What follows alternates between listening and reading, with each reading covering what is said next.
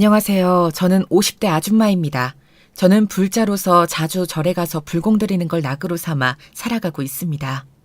원래 귀신이나 보이지 않는 건 전혀 믿지 않던 저였는데 살면서 너무 큰일을 많이 겪다 보니 그냥 이렇게 마음 비우고 살아가는 게 내 길인가 보다 하고 하루하루 기도하며 살아가게 됐네요. 지금은 마음도 많이 편해지고 생각들도 많이 바뀌었습니다. 조금 더 일찍 욕심을 버리고 종교인의 삶을 살았다면 지금쯤 후회 없는 삶을 살아가고 있을까요? 가끔 마음이 답답하고 무거워질 때면 이 마음의 짐들을 어떻게 다 비워내야 하나 고민했었는데 오늘 이 사연 채널을 통해서 조금이나마 비워내볼까 합니다. 저에게는 2명의 아이들이 있었습니다. 물론 제 배 아파 낳은 자식들은 아니지만 지극정성으로 길렀습니다. 저처럼 부모에게 의존적으로 자라지 않게 하려고 다양한 교육과 경험들을 시켜주며 길렀지요. 아이들 이름은 주영이와 영훈이입니다. 주영이는 여자지만 다부진 체격에 잘 욱하는 성격이었어요. 주영이는 자기가 엄마처럼 여성스러운 모습이면 좋겠는데 까무잡잡하고 근육이 잘 잡히는 몸이어서 너무 싫다고 하며 항상 불만이 많았어요. 도리어 영훈이는 감정보다는 항상 이성적이고 상황 판단이 빠르고 주영이보다 많이 왜소한 체격이었죠. 같은 배에서 나온 남매인데 어떻게 이렇게 다른지 키우면서도 쉽지 않았지만 그래도 아이들이 있어서 제 삶이 보람있다고 생각했던 적이 있었습니다. 하지만 지금 그때 어줍잖은 동정심에 이 아이들을 키운 것을 지금 정말 후회하고 있습니다. 제 친엄마 품에서 자랄 수 있게 도와줬었어야 하는데 하지만 지금 후회하기는 너무 늦은 것 같네요. 애들 아버지가 갑자기 죽으면서 저에게 재산과 사망보험금이 남게 됐는데 키워준 은혜도 다 잊은 걸까요? 정말 무섭게도 주영이는 아빠 보험금을 내놓으라며 제 뺨까지 때렸습니다. 뺨을 맞는 순간 정신이 번쩍 들었습니다. 어떻게 키워준 엄마에게 이렇게까지 할 수 있을까요? 재산을 제가 다 가질 생각은 추호도 없었습니다. 때 되면 아이들에게 다 물려주고 도와주려 했는데 어디부터 잘못된 건지 모르겠습니다. 오늘도 저는 후회하며 눈물로 기도할 뿐입니다. 저는 그 옛날에 외동딸로 태어나 아주 귀하게 자랐습니다. 나름 풍족했던 집안이었기에 엄마는 저에게 하나라도 더 좋은 것들을 해주려고 하셨고 제 앞날에 대해서 무척 궁금해하셨습니다. 결국 저를 데리고 다니던 절의 주지스님께 제가 좋은 집안에 시집은 가는지 풍족하게 잘 살지를 물어보셨지요. 스님은 아무 말 없이 저를 한참 바라보기만 하셨어요. 성질 급한 엄마는 속사포처럼 애가 이렇고 저렇고 하는데 어떻게 하면 되겠냐는 등 쉴 새 없이 궁금증을 쏟아내셨지만 스님은 한결같으셨어요. 넌 커서 뭐가 되고 싶으냐? 스님, 저는 의사도 되고 싶고요. 가수도 되고 싶고, 화가도 되고 싶고, 선생님도 되고 싶어요. 다 할 거예요. 스님, 얘가 얼마나 크게 되려고 하는지 글쎄 하고 싶은 게 이렇게나 많다니까요 글쎄. 보살님, 미선이는 빨리 절로 보내주세요. 아니 스님 그게 무슨 말씀이세요? 절에 보내달라니요. 이렇게 어리고 꿈 많은 애를 갑자기 출가시키려고 하시다뇨.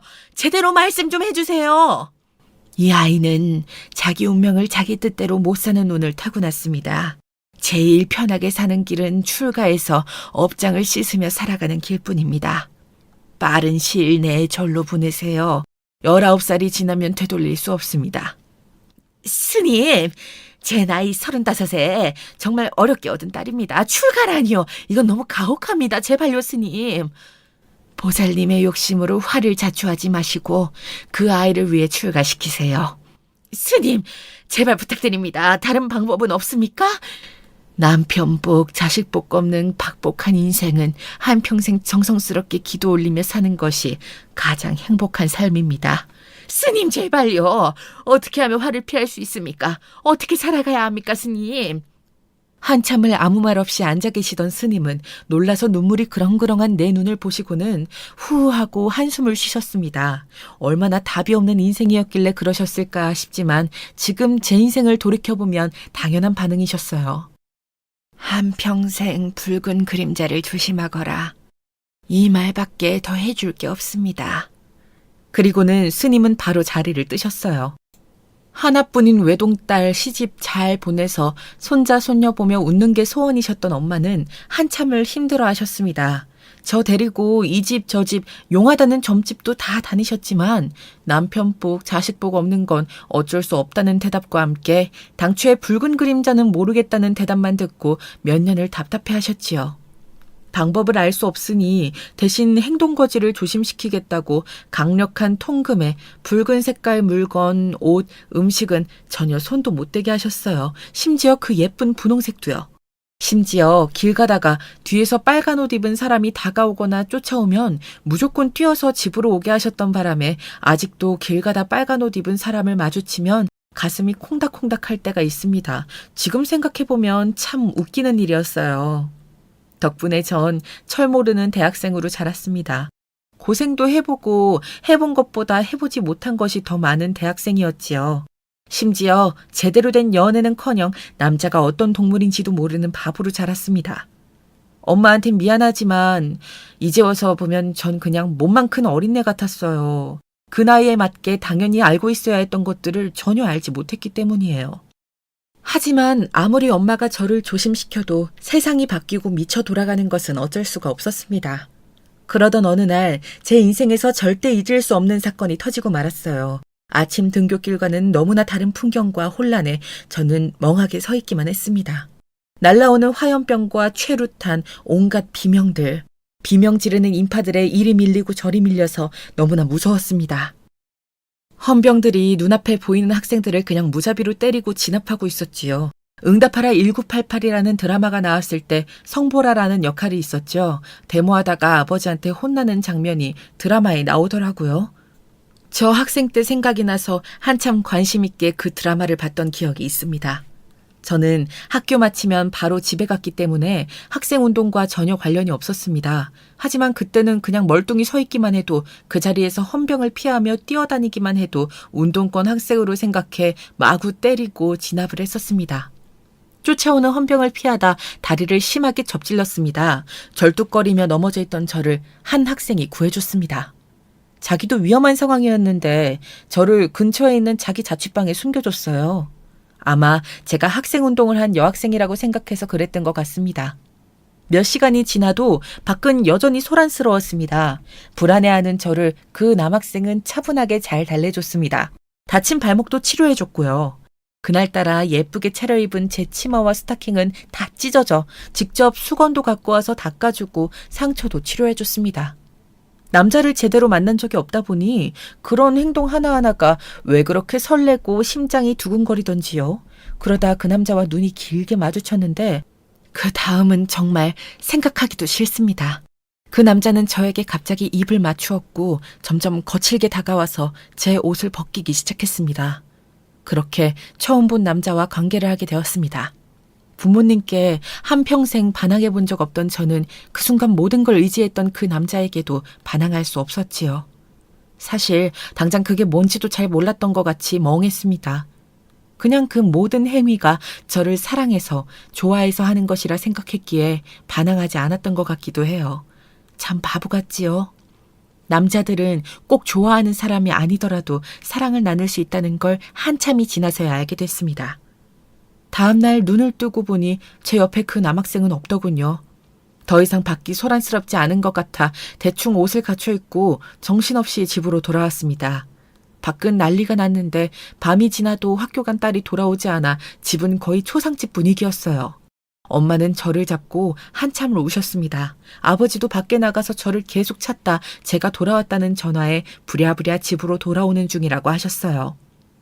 엄마는 어떻게 된 일인지 이것저것 물으시다가 제가 평소와 다르다는 사실을 알아차리셨죠.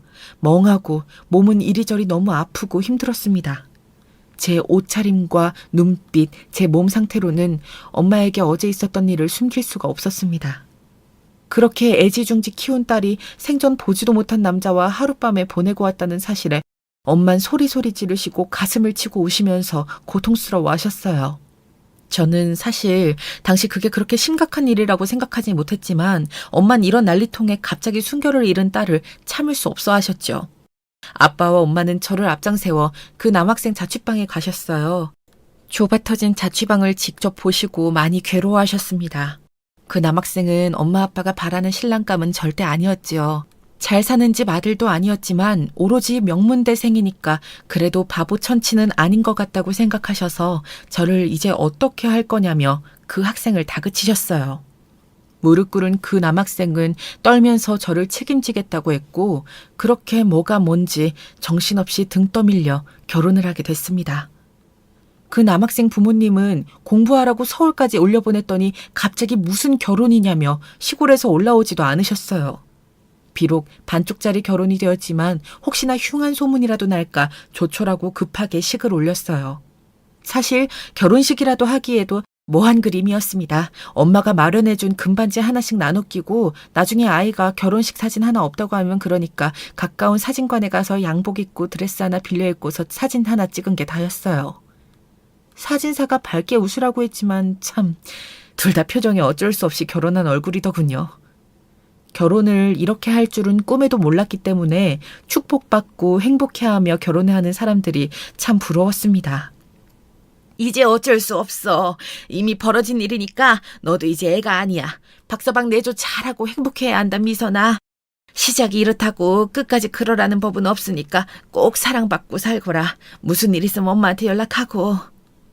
엄마, 나 잘 살게요. 걱정하지 마세요. 그렇게 결혼 생활은 시작됐습니다. 그래도 평범하게 살 수 있을 거란 제 기대는 곧 무너졌어요. 당시 저도 부모님도 잘 몰랐지만 사실 남편은 학생 운동에 적극 가담한 상태였습니다. 저희 부모님이 마련해 주신 조그만 집을 신혼집 삼아 시작했는데 남편은 외박을 밥 먹듯이 하더군요. 사실 사랑이 있어 한 결혼이 아니라 하룻밤 불장난을 책임지기 위한 결혼이었다 보니 남편에겐 저를 보는 것 자체가 부담인 듯 보였습니다. 어린 학생에서 하루아침에 가장이 되었으니 참 막막하기도 했겠죠. 자기는 배우고 싶은 것도 많고 친구들과 뜻을 같이 하고 싶은데 갑자기 가족의 생계를 책임져야 하는 가장이라니 역시나 이 여리고 어린 남자는 저를 회피하는 방법을 택한 것 같았습니다. 저를 피해 다니던 남편은 결혼한 지 한 달도 안 되어 학생운동에 적극 가담한 죄로 잡혀 들어갔어요. 2달이 넘게 잡혀 들어가 있던 남편이 돌아왔지만 예전에 그 남편의 모습은 없었습니다. 처음 본 날 반짝이고 총기 있어 보이던 그 눈빛은 다 사라지고 불안과 고통에 일그러진 눈빛으로 돌아왔어요. 매일매일을 술이 없으면 제정신으로 살 수 없는 사람이었어요. 패인이 따로 없었죠. 야, 꺼지라고! 제발 내 눈앞에서 사라지라고! 너희 집으로 가라, 제발! 내가 얼마나 괴로운지 네가 뭘 알아! 네가 뭘 아냐고! 너도 내가 한심하지? 말해봐! 계속 이러면 몸 다 상해요. 술만 마시지 말고 여기 밥도 좀 먹어요. 밥? 내가 밥을 먹을 자격이 있다고 생각해? 나는 자격이 없어. 내 친구들을 내가 이 2손으로 내가 팔아먹었다고. 나 같은 인간이 밥을 먹어서 뭐해? 저는 아직도 저에게 쏟아내던 남편의 그 원망과 후회의 말들을 잊을 수가 없습니다. 그때 저를 구한 걸 후회한다고 말했거든요. 너를 책임져야 했기 때문에 제대로 학생 운동도 할 수 없었고 부인이 있다는 걸 알고 저까지 잡아와서 고문하겠다는 협박에 같이 운동한 친구들 이름을 다 불 수밖에 없었다는 말도 했습니다. 그 덕에 자기는 두들겨 맞기만 하고 풀려났지만 자기 때문에 잡혀온 친구들은 어떻게 되었는지 모른다고 울고 괴로워했지요. 그러다 저를 때리고 말로 상처 입히고 또 저를 덮치는 몹쓸 짓을 일삼았어요. 그래도 남편이기 때문에 이해하고 기다리고 또 기다렸습니다. 남편은 집에 잘 들어오지 않았고 제 기다림은 자꾸만 길어져 갔습니다. 가끔 남편의 친구인 종수 씨가 저희 집에 들려 제 안부를 묻고 집을 살펴주고 갔습니다. 남편과 같은 과 친구였는데 항상 저와 남편의 사는 모습을 안타까워했어요. 가끔 속으로 저 남자가 내 남편이었으면 좋았을 텐데 라고 생각했죠. 항상 꾸준하게 저를 잊지 않고 살펴봐주고 가끔 밖에서 헤매고 있는 남편의 소식도 전달해줬으니까요. 당시에 저는 너무나 외로웠습니다. 돌아오지 않는 남편과 부모님께도 말씀드리기 어려운 제 속사정들이 쌓이고 쌓여서 제 가슴은 까맣게 타들어갔어요. 끼니도 잘 챙겨 먹지 않아 쓰러져 있는 저를 마침 들렀던 종수 씨가 구해줬습니다. 그런데 세상에 병원에 가니 임신으로 인한 빈혈이라 하더군요. 남편 친구는 자기 일처럼 기뻐해줬지만 곧 제 얼굴을 보고 또 심각해졌습니다. 남편에게 임신했으니 집으로 좀 돌아오라고 전해달라고 했지만 남편은 여전히 돌아오지 않았어요. 하루 종일 혼자였던 저는 아이를 위해서 밥을 먹고 책도 읽고 노래도 들었습니다. 나쁜 생각들은 안 하려고 아이 이름도 생각해보고 뱃속 아이에게 말을 걸며 혼자 그 시간을 버텼어요. 그래도 엄마는 제가 임신했다는 얘기를 듣고 정말 좋아하셨습니다. 남편한테 이럴 때 어리광도 부리고 하는 거라며 귤도 사달라고 하고 맛있는 걸 많이 얻어먹으라고 하셨죠. 엄마가 힘들 때 쓰라며 준 적금을 깨서 간신히 생활하고 있는 걸 엄마는 전혀 모르셨습니다. 남편은 결혼하고 나서 집에 돈 한 푼도 갖다 준 적이 없었어요. 일할 마음도 먹을 수 없는 사람이었기 때문에 있는 돈을 빼앗아가지 않는 거에 그나마 감사하고 살았습니다. 그러다 갑자기 불행은 또 다가왔어요. 충격적이게도 임신 5개월이 됐을 때 돌연 남편의 부고를 들었습니다. 계속 밖에서 방황하던 남편은 제 임신 소식을 듣고 한참을 고민하다 술에 취한 채 한강에 뛰어들어 자살을 선택했다고 했어요. 참 바보같이 여린 사람이었죠. 그 소식에 충격으로 쓰러진 저는 결국 제 아이를 잃었고 덕분에 저는 평생 아이를 가지기 어려운 몸이 되었습니다. 아이만 잃었다면 그래도 좀 견디긴 괜찮았을 겁니다. 그런데 세상에 제 소식에 급하게 차를 타고 오시던 부모님이 그만 차 사고로 돌아가셨습니다. 제 인생에서 가장 힘든 시간을 고르라면 바로 이때일 겁니다. 링거를 꽂고 누워있다가 종수 씨를 통해서 부모님이 급사하셨다는 소식을 듣고 한참을 울었습니다. 그러다 실신하고 정신 차리면 또 울고 이러면 몸이 다 망가진다고 종수 씨가 말렸지만 정말 딱 죽고만 싶었어요. 불행은 한꺼번에 찾아온다는 말이 실감이 나더군요. 부모와 남편, 자식을 한꺼번에 잃은 저는 갑자기 생각이 났습니다. 어릴 적 엄마와 갔던 절에서 스님께 들었던 출가하라는 말이 생각났어요. 아, 그래서 출가하는 게 더 나을 거라고 하신 거구나. 이미 그때부터 이렇게 고생하며 살 거라는 걸 다 아신 거였구나. 하지만 저는 그래도 출가는 하고 싶지 않았어요. 한평생 마음 비우며 보이지 않는 것에 매달려 살아갈 자신이 없었습니다. 차라리 그때 출가를 했었으면 제가 지금 이렇게 글을 쓰는 상황까지 오지 않았을지도 모르겠네요. 부모님이 물려주신 재산 덕분에 경제적으로는 어렵진 않았지만 세상에 혼자라는 사실이 저를 정말 우울하게 만들었지요. 이대로 있다간 죽겠다는 생각에 학교에 복학을 했어요. 조용히 혼자 다녔지만 뒤에서 수근거리는 소리들은 제 가슴을 아프게도 찔러댔습니다. 야, 저 선배 언니 되게 이쁘다. 스타일도 세련된 것 같아. 부러워. 말도 마. 저 선배 되게 까졌대. 저 나이에 벌써 결혼했는데 세상에 남편이 자살해서 죽었다지 뭐야. 근데 또 그 남편 친구랑 바람이 났다던데? 완전 미친년이잖아. 근데 저렇게 얼굴 두껍게 학교 다니는 거야? 와, 진짜 대단하다. 그럴수록 저는 더 예쁘게 꾸미고 다녔습니다. 제 마음속의 그늘을 보여주고 싶지 않았어요. 그거 아세요? 마음이 허한 사람일수록 외양을 화려하게 꾸민다는 걸요. 제가 딱 그랬습니다. 미치지 않으려면 어느 한 가지에 열중하고 빠져들 수 있는 게 필요했어요. 이럴 때 엄마라도 있었으면 나한테 정신 차리라고 등짝이라도 한 대 때려주시겠지. 엄마가 끓여준 된장찌개가 먹고 싶은데 나는 어떻게 끓이는 건지도 모르겠어, 엄마. 어떻게 딸한테 된장찌개 끓이는 것도 안 가르쳐주고 갈 수가 있어요, 엄마. 엄마 보고 싶어요. 어릴 적 들은 제 불운한 앞날에 늘 마음 졸이셔서 애지중지 저를 키워주셨던 엄마가 너무 그리웠습니다. 돌아가시기 직전에도 제 걱정만 하시면서 돌아가신 부모님을 위해서라도 정신을 차려야지 하고 굳게 마음먹었어요. 저는 오직 공부에만 매진해서 초등학교 선생님이 되었습니다. 주변에서 재혼하라고 많이 권유해 주시고 중매도 서주시겠다고 하시는 분들이 많았지만 저는 앞으로 다시 결혼하지 못할 거라고 생각했습니다.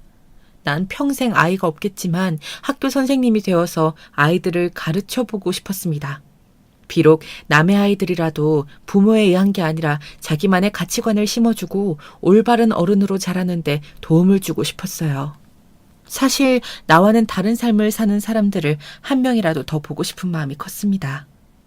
교사가 되고 나서도 여전히 종수 씨는 저를 찾아와 줬습니다. 학교 다닐 때 더러운 소문이 돌아서 제가 종수 씨를 좀 피했었지만 그래도 종수 씨는 한결같이 일주일에 한 번씩은 제 집에 들러 고칠 것은 없는지 또 맛있고 좋은 것이 있으면 저에게 챙겨주곤 했어요. 미선 씨, 전등이 다 됐더라고요. 불이 깜빡거리길래 전구를 갈아뒀으니까 편하게 쓰세요. 매번 늘 감사해요. 근데 항상 이러시면 제가 더 의지하게 되잖아요. 제가 어떻게든 살아갈 테니 너무 걱정하지 마세요. 부담스러워하지 마세요. 제가 마음 편하려고 그런 거니까요. 다음 주에 또 올게요. 이건 집에서 보내주신 건데 정말 달고 맛있어서 미선 씨 생각나서 가져온 거니까 버리지 말고 꼭 드세요. 그럼 전 갑니다. 아니, 종수 씨. 어느 날 하루는 종수 씨가 결혼한다고 하더군요. 마음 한구석이 찌릿하게 아팠지만 그래도 그 사람의 앞날을 축복해주고 싶었어요. 그래서 결혼식에도 갔는데 신부가 저를 위아래로 훑어보는 눈빛이 정말 따가웠습니다. 종수 씨가 없는 틈에 저한테 이렇게 얘기하더군요. 아니, 사람이 양심이 있으면 이제 우리 종수 씨한테 그만 칭얼거려야 하지 않겠어요? 남편 죽은 지도 한참이나 된 것 같은데 왜 계속 우리 남편을 종부리듯 부려먹는 건데요? 이제 앞으로 안 봤으면 좋겠어요. 마음 불편하게 했으면 정말 미안합니다. 앞으로 그런 일 없도록 조심할게요. 결혼 축하해요. 저는 불편해서 밥도 먹지 않고 빨리 나와버렸어요. 결혼했으니 이제 더 볼 수 없겠구나 했는데 결혼 후에도 한 달에 한 번은 저를 찾아와 주었습니다. 종수 씨, 어느 여자가 남편이 외간 여자를 챙겨준다고 하면 좋아하겠어요. 아무리 마음 넓은 여자라도 이 상황을 제대로 이해할 사람은 없을 것 같아요. 나는 잘 살아갈 거니까 더는 오지 마세요. 제 아내 그렇게 속 좁은 사람 아닙니다. 혼자 된 친구 부인이 안타까워서 집만 살펴주러 갔다 오는 거라고 하니 다 이해한다고 했는걸요. 걱정 마세요. 늘 저렇게 거짓말을 하곤 했습니다. 그 여자는 그럴 여자가 전혀 아닌데. 하루는 집에 들어가는 길에 누가 계속 따라오고 지켜본다는 느낌이 들었습니다. 사람이 아예 없는 길이 아니었는데 그날따라 너무 어둡고 기분이 나쁘더라고요. 덩치 큰 남자가 한 명 따라붙어서 저를 희롱하기 시작했습니다. 어이, 혼자 사니 외롭지 않아? 이 동네 소문난 젊은 과부라던데 말이야. 내가 오늘 잘 달래둘 테니 이리 와. 당신 미쳤어요? 그런 일 없습니다. 경찰에 신고하기 전에 돌아가세요. 경찰은 무슨 이리 와. 남자는 완력으로 제 입을 틀어막고 어두운 골목 쪽으로 저를 끌고 가려고 했어요. 이 새끼가! 마침 저를 기다리고 있던 종수 씨가 앞뒤 생각할 겨를도 없이 그 남자에게 덤벼서 남자를 쓰러뜨렸어요. 경찰서에서 그 남자는 돈 많은 젊은 과부가 혼자 산다길래 호기심에 봤는데 막상 보니 자기도 모르게 마음이 동해서 며칠을 따라다니기만 했다고 하더군요. 세상이 참 무섭고 두려워졌습니다. 그 와중에 이렇게 종수 씨가 나를 지켜주지 않았으면 대체 나는 또 얼마나 험한 일을 겪었을까 생각하니 무서워서 잠도 안 올 지경이었어요. 종수 씨는 나를 집으로 데려다주고 갑자기 나를 꼭 끌어안고 달래주었습니다. 머릿속으로는 이 남자를 거절해야 한다고 수없이 생각했지만 당장 그 사람 품이 너무 따뜻하고 안도감이 들어서 떨어지고 싶지 않았어요. 한참을 안아주던 종수 씨가 갑자기 부인 얘기를 하더군요. 사실 부인은 애가 둘이나 있는데도 계속 죽은 친구 전 부인을 챙겨주러 가는 걸 정말 참을 수 없어 했다고 했다더군요. 부인은 자기는 껍데기만 같이 사는 것 같다고 자꾸 짜증을 내고 바가지를 긁었대요. 그러다 그동안 자기는 너무 외로웠다며 이제 딴 남자가 생겼으니 이혼하자며 애 둘을 버려두고 집을 나가버렸대요. 어쩔 수 없이 아이들을 시골 부모님한테 맡기고 왔다고 종수 씨가 얘기하더라고요. 그 이후로 안심이 안 된다며 일을 마치면 무조건 제 집에 들리기 시작했어요. 처음엔 막 이혼한 괴로움에 위로가 필요해서 오나 보다 했지만 어느 순간부터 그건 그냥 핑계라는 사실을 종수 씨 눈빛과 행동에서부터 다 알 수 있었습니다. 이제 방해될 사람도 마음에 걸릴 사람도 없어서 그런지 저에게 더 적극적으로 다가왔어요. 사실 종수 씨의 마음은 진작부터 알고 있었습니다. 결혼하기 전에도 집안에서 억지로 결혼을 밀어붙여서 어쩔 수 없이 결혼한다고 쓸쓸한 표정으로 말하고 돌아갔던 종수 씨의 뒷모습이 계속 마음에 남았지요. 아, 나는 지금 너를 좋아한다고 말하는 거구나 했지만 저도 종수 씨도 서로 그 마음을 입 밖에 낼 용기가 없었지요. 사별한 친구, 전 부인을 좋아하는 남자를 그리고 그 여자를 그럴 수도 있지라고 이해해줄 사회적 분위기가 아니었으니까요. 그 사람의 마음은 동정심에서 비롯된 행동이라고 늘 제 마음을 추슬렀지만 저도 모르게 향하는 마음을 저도 더 막을 수가 없었습니다. 평생 모르고 살 거라고 생각했던 사랑이라는 감정을 알아버렸죠. 하지만 다신 결혼하지 않을 거라고 마음먹었기에 사랑을 표현하지도 말하지도 않았습니다. 하지만 서로 방해받을 모든 조건이 없어지고 나니 종수 씨는 사랑한다, 좋아한다는 말을 서슴없이 하기 시작했어요. 안심이 안 된다며 집도 제 집 근처로 옮기기까지 했고요. 밀어내야 한다고 수십 번 마음먹었지만 그 사람 좋은 얼굴로 같이 저녁 먹자고 너무 배고프다며 찾아오는 사람을 돌려보낼 수가 없었어요. 저녁 먹었으니 이제 돌아가라는 제 팔을 잡아채서 꼭 안고는 너무 배불러서 졸린다고 억지로 자고 가겠다고 저를 안고 잤어요. 항상 온갖 핑계를 대고는 그렇게 함께 있었습니다. 그래도 결혼은 자신이 없었습니다. 그냥 학교 다니면서 아이들 가르치면서 사는 게 마음이 더 편할 것 같기도 했고요. 몇 년 동안 종수 씨와 저는 애인 관계로 그렇게 지냈습니다. 제가 다리를 다쳤을 때 처음 만났던 남자가 이 남자였다면 어땠을까, 왜 나는 그런 운이 없었을까 하고 수천 번을 생각했습니다. 그렇게 계속 망설이고만 있는 나를 종수 씨는 계속 기다려줬고요. 그러다 하루는 시골에서 아이들을 데리고 제 집에 왔습니다. 아이들은 시골에서 자란 똥강아지 같았습니다. 때가 꾀죄죄하게 묻은 옷과 소매로 얼굴과 코를 문지르고 있었어요. 사랑과 관심에 굶주린 아이들은 곧 저를 보고 칭얼거리기 시작했습니다. 그 눈빛을 보는 순간 결혼을 결심하게 됐어요. 다시는 제 인생에 결혼이 없을 줄 알았는데 아이들을 보는 순간 내가 키워야겠다는 생각이 강력하게 들더군요. 아줌마 얼굴이 이뻐요. 와, 손도 이쁘다. 근데 아줌마 나 배고파요. 밥 주세요. 그래, 주영아. 주영이는 무슨 반찬 좋아해? 영훈이는? 저는 소세지가 좋아요. 영훈이는 김도 잘 먹고 나물도 잘 먹어요. 아줌마 요리 잘해요? 나는 예쁘고 요리 잘하는 사람이 좋아요. 우리 엄마 해주세요. 나도 엄마가 있었으면 좋겠어요. 그렇게 용기를 내어 종수 씨와 결혼을 했습니다. 정말 주영이랑 영훈이에게는 좋은 것만 주고 싶었어요. 계모가 아니라 처음부터 친엄마였던 것처럼요. 어릴 적 엄마가 나를 키우셨을 때처럼 온갖 애정을 주고 또 나처럼 바보같이 자라게 하기 싫어서 주영이는 피아노에 그림도 가르치고 영훈이에게는 생각이 깊어졌으면 좋겠어서 바둑을 가르쳤어요. 덕분에 주영이는 감성이 풍부한 성격으로 자랐고 영훈이는 계산에 능하고 진중한 성격이 됐지요. 그런데 한 번씩 주영이는 이상한 행동들을 하곤 했어요. 제가 봐도 소름 끼치는 얼굴과 눈빛을 하곤 했어요. 하루는 엄마가 버리고 간 새끼 고양이를 주워서 애지중지 돌보더라고요. 그런데 갑자기 며칠째 고양이가 보이지 않아서 물어보니 고양이가 내가 계속 밥도 주고 정말 잘해줬는데 계속 도망가려고 하잖아. 그래서 도망 못 가게 묻었어. 뭐? 묻었다고? 어디에? 머리까지 다 묻어버린 거야? 이제 도망 못 가. 엄마의 애정이 그리운 건 알겠지만 이러다 성격에 문제가 생길 것 같아서 몸도 정신도 함께 수양할 수 있는 운동을 하는 게 좋겠더라고요. 태권도를 하기 싫어하면 어떡하지 했는데 주영이는 정말 재밌어 하면서 운동했어요.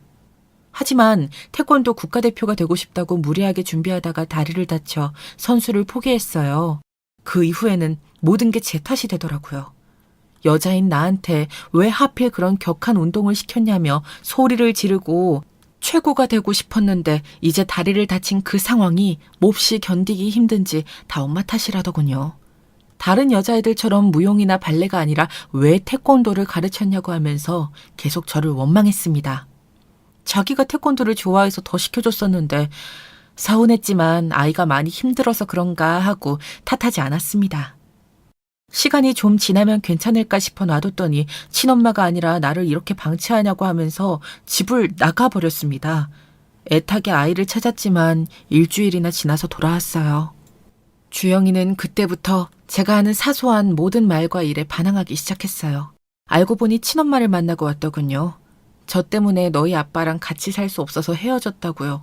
제가 유부남인 아빠를 유혹해서 바람이 나는 바람에 너희 둘을 키울 수 없었다고 들었대요. 제가 아무리 아니라고 했지만 친엄마가 하는 말이 더 믿음이 갔나 봐요. 주영아, 어디 갔었어? 내가 얼마나 찾았는지 아니? 네가 좋아하는 가래떡도 구워놨어. 딱 맞춰서 왔네. 어서 가서 먹자. 많이 춥고 힘들었지? 가래떡 같은 소리 하네. 아줌마 대체 무슨 생각으로 부인 있는 남자를 꼬셨어요? 뭐? 아줌마라니. 그게 무슨 소리야, 주영아. 그런 게 아니야. 엄마는. 엄마 누가 엄마야? 그 역겨운 엄마 행세 좀 이제 그만하지? 하고 상 위에 차려둔 음식들을 다 집어 던져버렸어요. 주영이의 방황은 점점 더 심해졌습니다. 다 저를 괴롭히려고 스스로를 상처 입히고 반항하는 모습이었어요. 옷차림도 이상해지고 진한 화장에 이 남자 저 남자 나이 많은 아저씨들도 만나고요. 쫓아다니며 말려봤지만 더 반항만 커졌지요. 그리고 또 그런 스스로의 모습에 괴로워하고 자학하기를 반복했습니다. 말려도 소용이 없었어요. 나이 많은 이혼남을 데려와서는 대뜸 저한테 결혼하겠다고도 했습니다. 엄마, 나 이 남자 완전 사랑하잖아. 이 사람이랑 결혼할 거니까 집 한 채 좋은 걸로 사줘요. 그냥 봐도 나이도 많아 보이고 너도 아직 어린데 벌써 결혼은 좀 아닌 것 같아. 좀만 더 만나보고 생각을. 웃기고 있네. 그건 아줌마가 할 얘기가 아니지. 전 남편이랑 만나자마자 자서 결혼했다면서? 그리고 유부남인 우리 아빠를 꼬셔? 나보다 아줌마가 더 대단한 것 같은데? 나는 왜 그렇게 살면 안 되는데? 난 그래도 양심상 유부남은 아니고 이혼남인데 뭐. 나쁘지 않잖아? 그래, 나는 인생을 잘못 살았으니까 너는 나처럼 살면 안 되잖아. 제발 다시 생각해봐, 주영아. 참네. 이젠 아니라고 말도 안 하네. 얼굴 진짜 두껍다. 와. 뭐라고 했어, 지금? 바람나서 너희 버리고 나간 네 친엄마 말만 듣고 지금 널 손수 길러준 엄마한테 이렇게 싸가지 없이 말하다니. 넌 이제 내 딸 아니니까 나가. 나가라고! 바퀴벌레가 쌍으로. 진짜 웃기지도 않네. 나간다. 내가 더러워서 나가주면 될 거 아냐. 영훈이는 친엄마를 만나고 온 후 제게 별 반항은 하지 않았어요. 하지만 점점 망가져가는 누나를 경멸했습니다. 가족들 누구와도 대화를 깊이 하지 않고 제가 만들어주는 음식들을 거부하기 시작했어요. 정말 죽지 않을 정도로만 몰래 먹더라고요. 그것도 제가 보는 곳에서는 더더욱 먹지 않았어요. 밥도 제 방에서 하루 한 끼도 먹는 둥 마는 둥 해서 어쩔 수 없이 도우미 아주머니를 써서 아이 밥을 챙겨주었습니다. 그렇게라도 하지 않으면 아이가 병이 날 것 같았어요. 전 지금 학생이고 경제권이 없으니까 이 집에 한동안 있을 거예요. 저한테 이제 그렇게 관심을 기울이거나 친절하게 하지 않으셔도 됩니다. 친엄마한테 두 분 얘기는 잘 전해 들었습니다. 그래도 키워주신 게 감사해서 더 원망은 하지 않을게요. 두 분 행복하게 잘 지내시고 저한테 관심을 좀 꺼주세요. 부탁할게요. 동네 사람들은 계모라 아들을 저렇게 굶기나 보다 하고 욕을 할 정도로 영훈이는 말라갔습니다. 안 그래도 마르고 작았던 영훈이는 성장기 때에도 크게 자라지 못했어요. 아이들이 제멋대로인 성격에 욱하는 게 다 자기 탓이라며 종수 씨는 절 위로해줬지만 저는 제발 아이들이 하루빨리 괜찮아지기만을 빌었습니다. 하루는 영훈이 방에서 영훈이 일기장을 발견했어요. 보면 안 되는 건 알지만 영훈이 속마음이 너무 궁금해서 몰래 훔쳐봤는데 사실 너무 충격적이어서 더 읽지 못하고 덮었습니다. 지금까지 키워준 엄마가 사실은 아빠와 불륜 관계였다고 친엄마가 말했다. 그런 말 들으면 친엄마라는 여자는 내가 자기 편이 될 거라고 생각했나 보다. 웃기시네.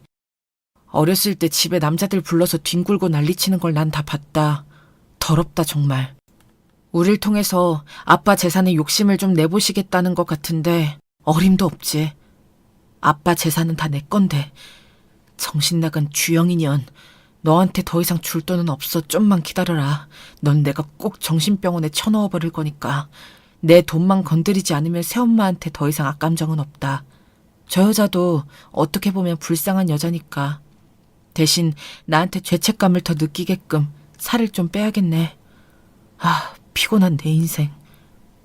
아, 영훈이가 마르는 건 스스로 선택한 거구나. 난 더 이상 죄책감 느끼지 않아도 되겠다. 생각이 진중해졌으면 하고 바둑을 배우게 했는데 세상에 나와 다른 가족들을 바둑돌 옮기듯이 자기 마음대로 갖고 놀려고 하고 있었구나. 그래도 사춘기를 지나고 고3쯤 되니 아이들이 점점 안정을 찾기 시작했어요. 저와의 사이는 여전히 냉랭했지만 예전보다 더 나빠지진 않았습니다. 하지만 주영이는 대학 진학에 실패했고 재수를 했지만 마음대로 잘 되지 않았어요. 재수를 해도 성적이 좋지 않아 그냥 전문대에 들어갔습니다. 영훈이는 덜 방황한 덕분에 그래도 괜찮은 4년제 대학에 들어갔어요. 주영아, 밥 먹어야지. 마음은 아프겠지만 엄마가 힘내라고 이틀 동안 끓인 곰국이야. 학교 가서 새롭게 공부도 하고 배우면서 네가 더 잘할 수 있는 일을 찾으면 되는 거니까 힘내. 엄마가 어떻게든 도와줄 테니까 뭐 배우고 싶은 거나 하고 싶은 거 있으면 얘기하고 우선 밥부터 먹자. 안 먹는다고 했잖아. 이틀이든 사흘을 끓였든 간에 안 먹는다고. 아줌마나 바람난 아빠랑 맛있게 드시라고요. 예? 주영이는 학교에서도 잘 적응하지 못했고 결국 방에 틀어박혀서 잘 나오지 않았어요. 모든 문제의 원인은 저라고 하더군요. 자기가 잘못된 건 다 나 때문이라고요. 온갖 비난과 공격에 마음은 아팠지만 그래도 저는 사랑으로 주영이를 감쌌습니다. 주영이는 늘 사랑에 굶주려 있는 늑대 새끼 같았거든요. 저렇게 반항하고 힘들어하지만 내가 포기하지 않고 살펴주면 그래도 마음을 알아줄 날이 올 거라고 믿었어요. 저한테 화내고 막말하면서도 언제나 제 눈빛을 끝까지 살피곤 했죠. 이래도 네가 나를 포기하지 않는다고? 내가 이런데 너도 내 친엄마처럼 나를 버릴 거잖아.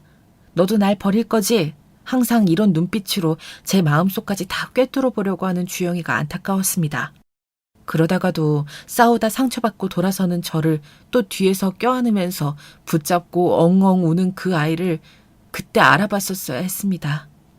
정신과 마음이 많이 아픈 아이라는 걸 그때 알아보고 적당한 치료를 받게 했었어야 했는데 제가 너무 몰랐어요. 그러다 아이들이 27, 26이 되는 해에 남편이 사고를 당했어요. 믿을 수가 없었죠. 그날 아침까지만 해도 맛있는 밥 잘 먹었다고 저를 꼭 안아주고 가던 남편이었어요. 아이들과는 늘 시끄러웠지만 저한테 남편은 최고의 자상한 남편이었어요. 늘 주변 사람들에게 잘하고 다른 여자한테 눈길 한번 안 주는 최고의 남편이었는데 퇴근하는 길에 갑자기 끼어든 오토바이를 피하려다 되려 큰 트럭과 부딪혀 화를 입었다고 하더군요. 차가 너무 처참하게 찌그러져 남편은 그 자리에서 즉사했다고 했습니다. 다시 머릿속에서 메아리 치듯이 스님의 목소리가 들리는 것 같았습니다. 남편 복 없고 자식 복도 없는 운명은 아, 나는 정말 그런 복이 없는 사람이었구나. 내 자식도 못 낳았으니 남편 복도 자식 복도 없는 게 정말 맞구나. 몸에 힘이 쭉 빠졌습니다. 그래서 방법이 없다고 했었구나. 정말 시간을 되돌릴 수 있다면 그때 스님이 돼서 기도나 올리고 살았으면 나는 지금 이런 불행한 일들을 전혀 겪지 않아도 됐었던 걸까. 차라리 붉은 그림자니 뭐니 당장 나타나서 나도 그냥 죽어버렸으면 좋겠다. 짧은 순간 별의별 생각이 다 들더군요. 장례를 치르는 3일 동안 정신이 하나도 없었습니다. 넋이 나가 있는 나를 웬일인지 주영이가 안아주며 달랬습니다. 조그만 영훈이가 상주가 되어 그렇게 손님들을 맞이했습니다. 갑자기 아이들 친모가 왔더군요. 결국 애들 아빠까지 잡아먹었네. 진짜 징글징글하다. 네 첫 번째 남편도 사고로 죽더니 애들 아빠도 네가 죽인 거잖아, 맞지? 진짜 귀신 붙은 거 아니야? 정말 무서운 여자네. 사람들 앞에서 저를 창피 주려고 친모가 난리를 치기 시작했어요. 애들 아빠 죽으면서 남겨둔 재산이나 보험 있으면 빨리 애들한테 돌려주는 게 좋을 거야. 내 새끼들 재산 한 푼도 빠짐없이 다 받아낼 거니까. 어디 불륜녀 주제. 내 남편 재산을 노려. 남편 가는 길에 조용히 국화 한 송이 올리고 가셨으면 좋겠습니다. 지금 이런 모습은 남편에 대한 예의가 아니잖아요. 물론 제가 믿고 싫겠지만 남편 마지막으로 보내는 길에 이런 행동들은 삼가주세요. 예의? 내 자식들 재산 다 빼돌리고 꿀꺽하려는 네 앞에서 내가 지금 예의를 차리게 됐냐 말이야. 돈 내놔. 돈 다 내놓으라고! 다행히 주변 사람들의 도움으로 달려드는 친모를 떼놓을 수 있었어요. 가끔 주영이가 너무 흥분하면 눈에 흰자위가 유난히 도드라졌었는데 그게 이제 보니 참 친모를 많이 닮았더군요. 주영이랑 영훈이는 친엄마가 그렇게 끌려나갔는데 가만히 보고만 있었습니다. 장례가 끝나고 주영이랑 영훈이랑 같이 남편 짐을 정리하고 있던 중이었어요. 아까 엄마가 말하던 거 사실이야? 아빠 재산 얼마나 있는 건데? 저는 너무 지쳐서 아무 말도 나오지 않았어요. 왜 아무 말이 없어? 혼자 차지하려고 했는데 들켜서 할 말이 없어진 거야, 뭐야? 돈이 얼마나 있냐고! 정확하긴 모르겠어. 아마 보험금이랑 아빠 부모님이 물려주신 시골집이랑 논 밭 그 정도일 거야. 그래? 그럼 최대한 빨리 유산 정리해줘. 나 하고 싶은 거 하고 살 거니까. 너 미쳤어? 네가 지금까지 사고 쳐서 집안 재산 말아먹은 걸로 충분할 것 같은데? 너한테 줄 돈 없어. 돈은 아들인 내가 상속받을 거니까. 넌 정신도 정상이 아닌 것 같은데 너한테 돈 주는 건 허공에 돈 뿌리는 거랑 똑같다고 봐. 엄마, 쟤한테 10원짜리 한 장도 주지 마세요. 너 이 새끼 지금 뭐라 그랬어? 네가 아들이라 다 받아야 한다고? 말린 멸치대가리 같이 생긴 게 후회하게 될 거야. 두고 봐라 너. 그래, 주영아. 영훈이 말처럼 너 지금처럼 하면 엄마 너한테 돈 못 줘. 제발 정신 차. 짝. 갑자기 왼쪽 뺨에 통증이 느껴졌어요. 감히 네가 뭔데 내 재산을 주네만에 하는 거야? 영훈이 새끼한테 다 줄 거지. 절대 그렇게 못해. 불륜녀 주제에 네가 뭔데? 하염없이 눈물이 나기 시작했습니다. 제 인생을 바쳐서 기른 아이들인데 내가 친엄마가 아닌 게 미안해서 더 아끼고 사랑해줬던 아이들인데 그놈의 돈 때문에 그렇게 애지중지 기른 아이에게 뺨을 맞았더군요. 이제는 더 이상 저도 참을 수가 없었어요. 그 길로 짐을 챙겨 뒤도 돌아보지 않고 집을 나왔습니다. 남편 장지에 가서 한참을 울었어요. 여보, 저는 이제 어떻게 살아야 해요? 전 정말 아이들 사랑으로 길렀는데 저 주영이한테 뺨 맞았어요. 어쩌다 이렇게 서로 오해하게 되고 싸우게 된 건지 모르겠어요. 나도 당신이랑 같이 묻히고 싶어요. 나 좀 데려가요. 너무 괴로워요. 장지에서 내려와서 친부모님 집으로 갔어요. 아이들을 볼 자신이 없었습니다. 집은 부모님 생각나면 한 달에 한 번 정도 남편과 가서 자고 살피고 오곤 했었어요. 이제 남편은 없지만 그래도 힘이 너무 없어 국밥 한 그릇 포장해서 친정집으로 갔네요. 힘없이 거실 바닥에 앉아 텔레비전을 보며 국밥을 먹고 있었어요. 뉴스엔 또 재산 문제 때문에 가족끼리 칼부림 난 얘기가 나오고 있었어요. 동생을 찌르고 도주 중이라는 사람의 이름도 주영이더라고요. 저 이름에 뭐가 있나? 주영이들이 다 왜 저 모양이지 하고 밥 한술 뜨고 있는데 갑자기 벨이 울리더군요. 이 늦은 시간에 누군가에서 가보니 세상에 주영이가 와 있었어요. 아이씨, 추워 죽겠어. 빨리 문을 열어. 아니, 네가 어떻게... 난 너랑 더 할 말 없어. 돌아가. 엄마, 나 너무 춥고 배고파요. 빨리 문 열어주세요.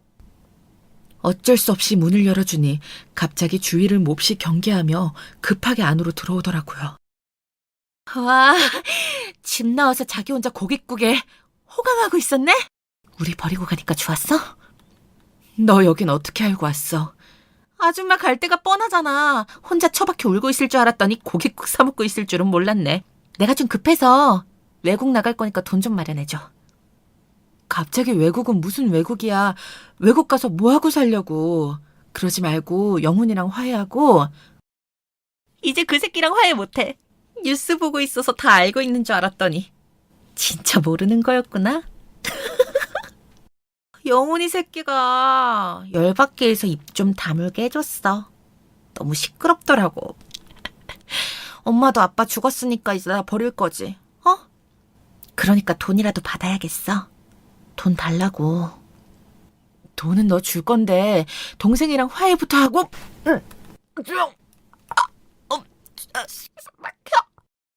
갑자기 주영이가 제 목을 조르기 시작했어요. 말로만 해서는 줄 것 같지 않다고 생각한 모양이에요. 점점 의식이 흐려지는데 아나운서의 목소리가 더 또렷하게 들리기 시작했어요. 도주 중인 이주영 씨는 27세 여성으로 동생을 살해하고 손에 간신히 잡히는 밥그릇으로 주영이를 힘껏 때렸어요. 그 이후는 잘 기억나지 않아요. 근처 잠복 중이던 경찰에 의해 저는 목숨을 구할 수 있었지만 3일이 지난 후에야 의식이 돌아왔대요. 그 사이 주영이는 체포되어서 결국 무기징역을 선고받았어요. 친족살인죄에 의붓 어머니 살인미수까지 포함된 형이었죠. 뉴스로는 도저히 볼 자신이 없어서 신문으로 주영이 소식을 봤어요. 내가 소중하게 길러온 딸아이의 이름. 이렇게 신문에 대문짝만하게 실릴진 몰랐네요. 그런데 갑자기 아이의 이름 석자가 눈에 들어왔습니다. 이주영이라고 적혀 있더군요. 아이가 어렸을 때 잠시 남편과 지나가는 말로 대화했던 게 기억났어요. 남편이 붉은 태양처럼 빛나라고 주경이라는 이름으로 호적에 올리려고 했는데 여자의 이름이 너무 크면 안 된다고 남동생 앞길을 막는다며 할아버지가 주영이라는 이름으로 올렸다는 얘기가 어렴풋이 기억났습니다. 그런데 갑자기 한자가 눈에 들어오더군요. 이 영자가 무슨 뜻이지? 저는 옥편에서 급하게 찾은 글자를 보고 주저앉아 버렸습니다. 그림자 영, 주영, 붉을 주에 그림자 영. 스님이 그렇게 조심하라고 했던 그 붉은 그림자가 제 딸이라곤 생각도 못했습니다. 할아버지가 붉을 주에 볕 경자로 이름을 올려주었으면 주영이는 다른 인생을 살았을까요? 붉은 태양처럼 환히 빛나는 그런 삶을 살 수 있었을까요? 지난 시간을 돌이켜보면 다 후회되고 답답한 뿐입니다. 사람 앞날은 정해져 있는 걸까요? 아님 제가 마음먹고 어떻게 살아가는가가 더 중요한 걸까요? 저는 분명 열심히 제 인생을 살아왔다고 생각했는데 살다 보면 정말 어쩔 수 없이 겪어나가야만 하는 일들도 있는 것 같아요. 요즘 저는 자주 불공을 들이러 절에 다니고 저녁 시간엔 야학당에서 글을 가르치고 있습니다. 글을 배우는 어르신들은 항상 제 얼굴이 보살님같이 인자해 보인다고 좋아해 주세요. 저는 딱히 말하지 않았지만 누구보다 전쟁 같은 인생을 살아왔었는데 지금은 마음이 많이 안정되어서 인상이 좀 좋아졌나 봐요. 어렸을 때는 기도하는 삶이 너무 재미없을 것 같다고 생각했는데 지금은 그 덕분에 살아가고 있는 것 같아요. 이제 더 큰 삶의 풍파는 없었으면 하고 하루하루를 나누고 베풀며 살아가려고 합니다. 주영이에게도 마음의 평화가 찾아올 날이 있을까요? 그런 날이 꼭 오기를 마음으로 바라봅니다. 안녕하세요. 오늘 쓸 사연을 정리하면서 과연 저와 같은 일을 겪으신 분들이 있을까 궁금했는데요. 많은 분들이 공감해 주시고 또 끝까지 들어주셨으면 좋겠습니다. 저는 40살의 여자인데요. 여러분은 40이란 나이를 어떻게 생각하시나요? 옛날엔 자잘한 주름이 보기 싫어 거울도 안 봤는데 이제는 40이 인생의 새로운 시작점이라고 여긴답니다. 새로운 인생을 시작할 수 있는 시점이요. 늦었다고 생각하실 분들도 있겠지만 저는 이제 제 인생의 2막을 살아나가는 기분이 듭니다. 제가 이렇게 생각을 바꾸게 된 데에는 고통스러운 경험이 영향을 미쳤는데요. 저는 어린 나이에 시집을 와 맏며느리로 시댁에서 결혼 생활을 시작했습니다. 흔히들 시댁에서 신혼생활을 하면 많이 불편했겠다, 힘들었겠다 하는 걱정들을 하시는데요. 저는 예외였답니다. 적어도 동서들이 들어오기 전까진 시어머니와 시아버지, 남편과 함께하는 생활이 무척이나 편안하고 행복했어요. 솔직히 저는 남편보다 오히려 저희 시부모님에게 더 정이 많이 들었는데요. 저희 시부모님은 워낙에 성정이 순하신 분들이라 며느리라도 일 시키시는 걸 엄두도 못 내시는 분들이었어요. 왜? 그런 분들 있잖아요. 남 욕하는 것도 싫어하시는 분들이요. 예, 아가야. 밥 먹고 설거지 내가 할 테니 넌 얼른 가서 쉬어라. 오늘 하루 종일 가게에서 일하느라 힘들었을 텐데. 아니에요, 어머님. 양도 별로 안 돼서 금방 끝날 일인데요. 제가 할게요. 하루 종일 손님 시중 들고 불판 닦다 왔는데 집에서 와서도 무슨 고생이니. 내가 하마. 저랑 남편은 당시 삼겹살 가게를 운영하고 있었는데 저희 시어머니인 제가 설거지라도 할라 치면 못하게 막아서며 얼른 쉬라 성화이셨습니다. 당시 시아버지께서도 일을 하시며 집안의 생활비를 보태고 계셨고 어머니께서도 짬짬이 부업을 하셨는데 아무래도 저희가 보태는 비용이 크다 보니 그 부분이 늘 미안하셨나 봐요. 제가 결혼하고 2년 정도 있다 아이를 가진 편인데 우리 며느리 식당에서 고생하느라 늦어진 거 아니냐고 하시더라고요. 시아버지 역시 다정하신 분이긴 마찬가지였어요. 제가 처음 시댁에 인사를 들러왔을 때부터 그러셨어요. 인상이 참 좋은 아가씨네요. 눈빛도 참 선하고 나는 우리 아들이 좋다면야 무조건 찬성이지만 아가씨는 내가 겪어보질 않아도 왜인지 좋은 느낌이 드네. 시어머니와 함께 푸근하게 웃어주시며 반겨주시는 그 모습에 마음이 얼마나 많이 놓였는지 모릅니다. 당시 저는 시골인 친정에서 부산으로 간 지 얼마 안 되었을 때 남편을 만났는데요. 생각보다 성미가 급했던 남편 때문에 얼마 돈을 모으지 못하고 결혼을 하게 되었어요. 제가 생각했던 액수보다 적은 금액이라 미안하기도 하고 농사짓는 친정에서 지원을 받을 수도 없는 상황이라 했는데 시부모님은 그런 점을 오히려 좋게 칭찬하셨습니다. 너무 많이 가진 상태에서 시작하면 오히려 나쁜 버릇만 든다며 처음에는 조촐하게 시작하여 천천히 재산을 불려나가는 재미가 진짜 재미라고 말씀하시면서요. 그러면서 일단 시댁에 함께 와 살며 돈을 모으다 독립하는 게 어떻냐고 제안하셨지요. 제 입에선 당연히 아니라고 말이 나갈 법도 한데 전 그때 시댁 부모님이 왜인지 저희 친정같이 느껴져서 그러겠노라 하였습니다. 남편은 선뜻 제가 그러겠다고 하자 옆에서 더 당황하더라고요. 당신 정말 괜찮겠어? 시부모 모시고 사는 거 결코 편한 일이 아닌데.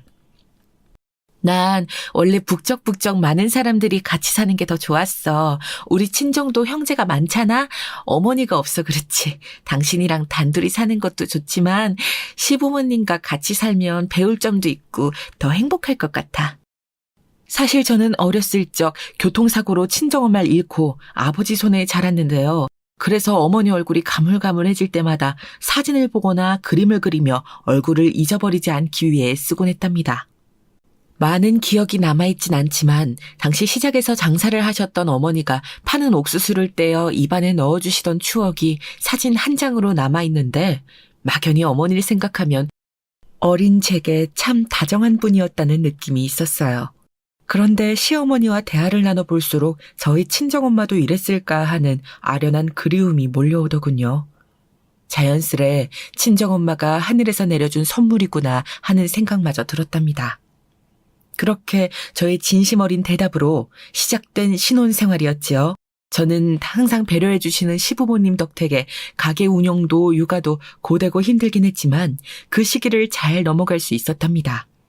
특히 시어머니께서 제가 아이를 출산하고 산후조리원에 갔다 온 이후로도 옆에서 정말 잘해주었는데요.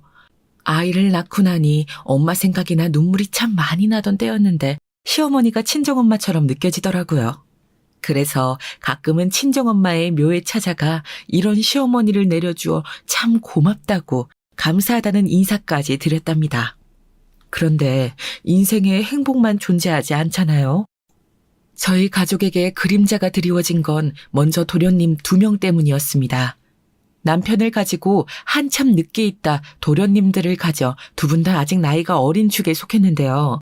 사업병이라고 하잖아요. 첫째 도련님은 그 사업병에 걸리셔서 한번 말아먹은 사업을 포기하지 못하고 계속해서 시부모님에게 금전적인 지원을 요청하고 계셨어요. 시부모님이 더는 못 도와주니 집안 살림 거덜내고 싶지 않으면 그만 오라고 하실 정도로 말입니다.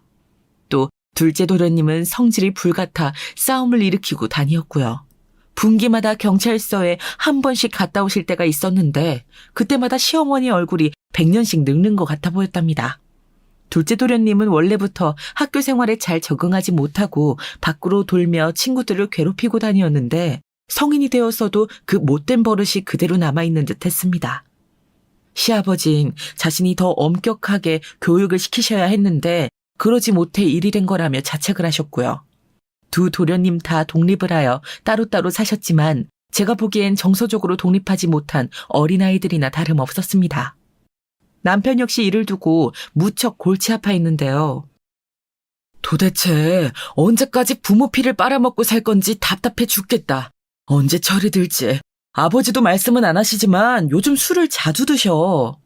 여보, 도련님 두 분 다 나이 들고 가정이라도 꾸리면 정신 차릴 텐데 주변에 어디 소개시켜줄 여자 없어요? 아이, 저 녀석들한테 소개해줬다가 무슨 욕을 먹으려고. 됐어, 난 신경 끌래. 형 노릇도 이만하면 됐지. 난 포기했어.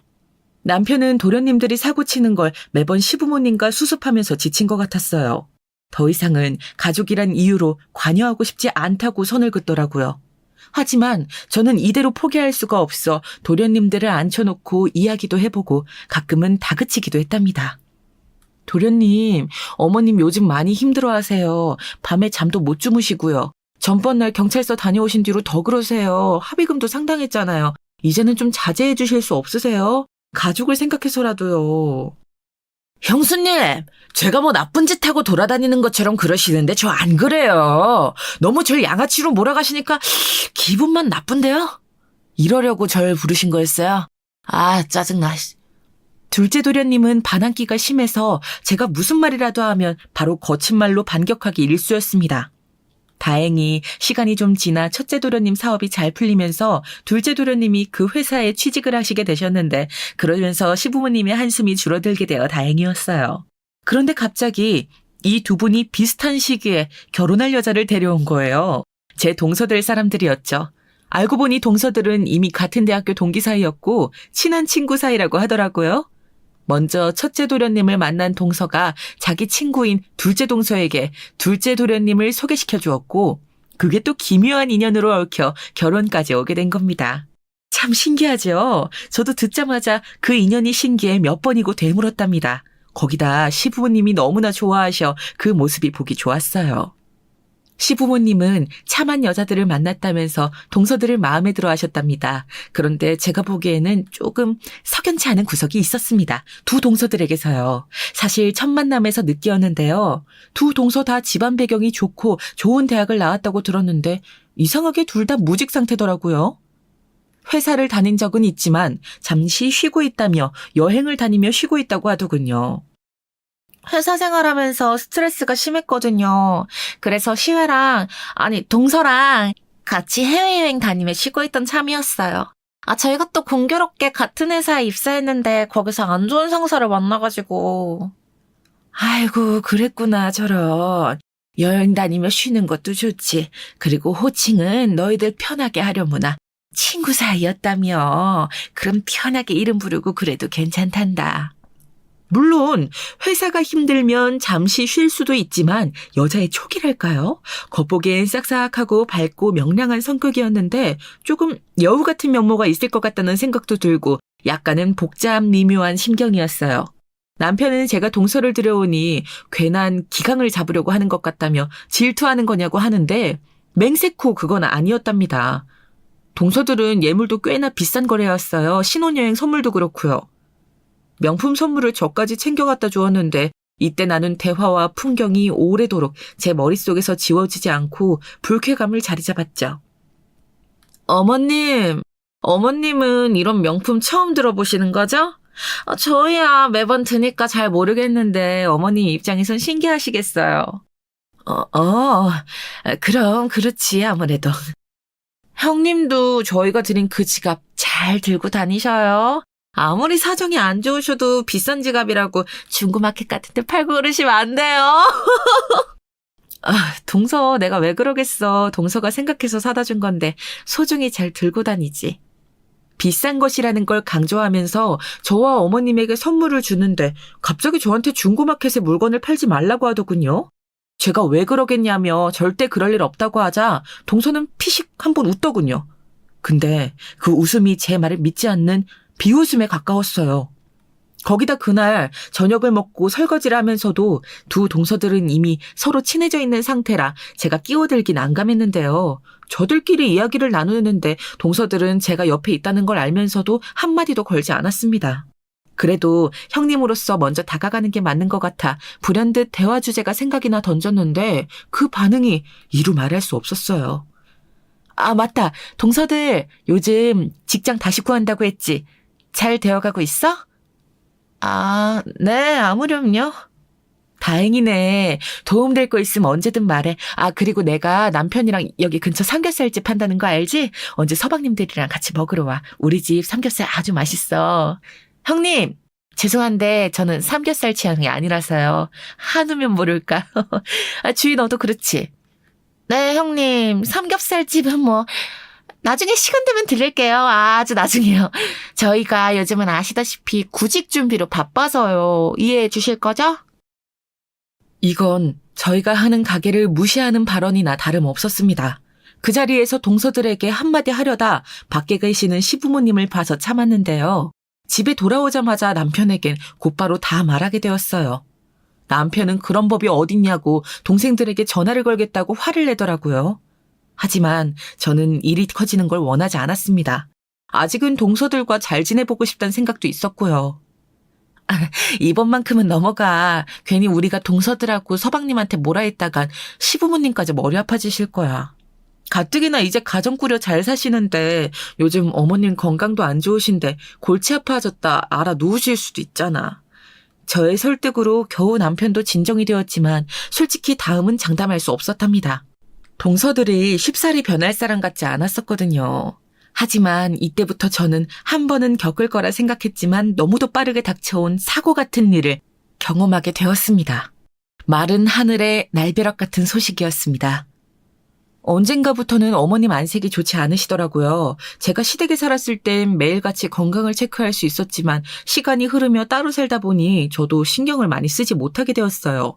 그래서 걱정이 되어 직접 병원에 모시고 갔는데 거기서 암 말기 진단을 받게 되신 겁니다.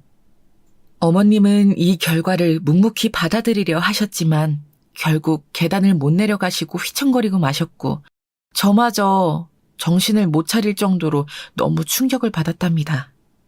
조금만 더 신경 썼다면 우리 어머니 제가 하루라도 더 오래 살게 해드릴 수 있었는데 기적이란 단어가 수도 없이 널려있지만 많지도 않은 나이에 걸린 암이라 더 무섭고 두려워 막막했습니다. 남편에게 아버님에게 또 어떻게 이 소식을 전해야 할지도요. 차라리 제가 아팠다면이라는 생각이 절로 들더군요. 어머님의 암투병으로 저희 시댁 가족 모두는 고통스러운 시기를 보내야 했습니다.